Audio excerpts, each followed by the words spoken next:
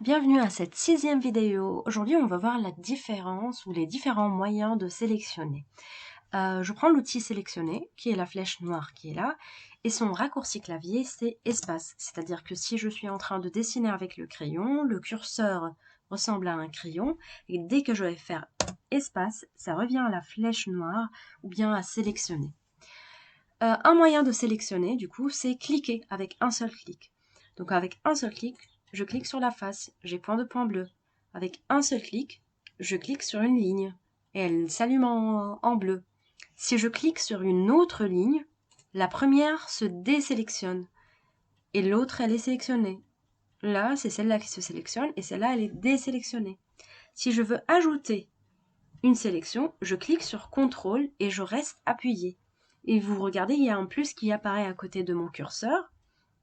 C'est-à-dire que si je clique sur un autre objet, surface ou arrête, d'ailleurs, on va ajouter une sélection.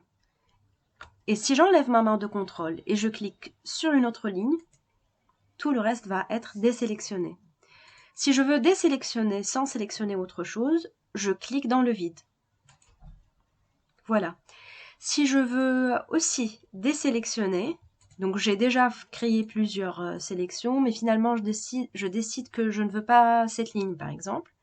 Je clique sur Shift ou bien la majuscule, c'est la flèche normalement qui est au-dessus de CTRL parmi les touches qui sont à droite. Je clique et regardez, il y a un plus et un moins qui s'ajoutent. C'est-à-dire que si je clique sur un objet qui n'est pas sélectionné avant, il va devenir sélectionné.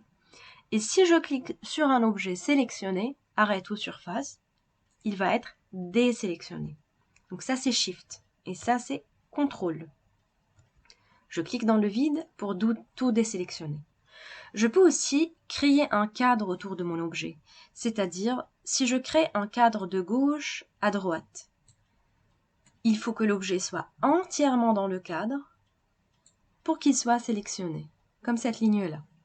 Il faut faire attention parce que du coup, même si je ne vois pas, donc là, j'ai sélectionné ça, tout ce qui est dans le cadre a été sélectionné, même ce que je n'ai pas vu. Donc la face d'ici et la ligne d'ici, elles étaient encadrées entièrement dans le cadre, donc elles étaient prises. Si je sélectionne de droite à gauche, déjà je vois que le cadre est pointillé et pas continu. Et là, dès que je touche un objet, il n'est pas obligatoire de l'avoir en entier. Dès que je touche un objet, tout va être sélectionné. Si je touche un objet, il va être sélectionné.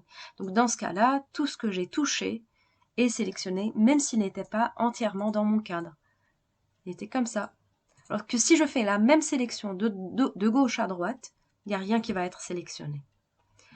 Un autre moyen de sélectionner aussi, c'est en double-cliquant. Donc là, je double-clique sur la face. La face va être sélectionnée, mais aussi toutes les lignes qui lui sont connectées.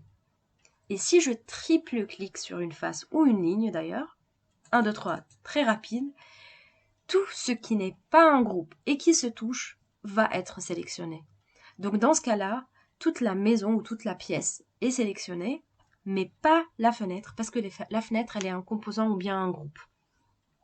Donc c'est pour ça, il faut faire attention en triple-cliquant, ça peut être très utile, mais ça va sélectionner les objets qui se touchent et tout ce qui n'est pas un groupe ou un composant.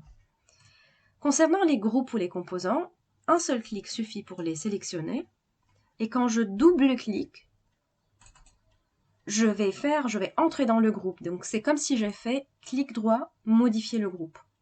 Je vais avoir des pointillés autour de l'objet et à partir de maintenant, je peux le sélectionner. Des fois, j'ai besoin de faire plusieurs fois double-clic. S'il y a un groupe dans un groupe dans un groupe, voilà, je dois faire plusieurs fois double-clic ou bien plusieurs fois clic droit, modifier le groupe.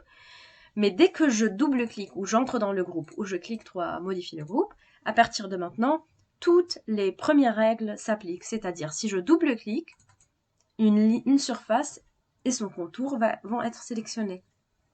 Si je triple-clique, 1, 2, 3, tout ce qui n'est pas un groupe à l'intérieur de ce groupe va être sélectionné. Voilà, pour sortir de ce groupe, je clique dans le vide. Et voilà. Donc ce sont les différentes possibilités de sélectionner avec l'outil sélectionner. Merci, à bientôt.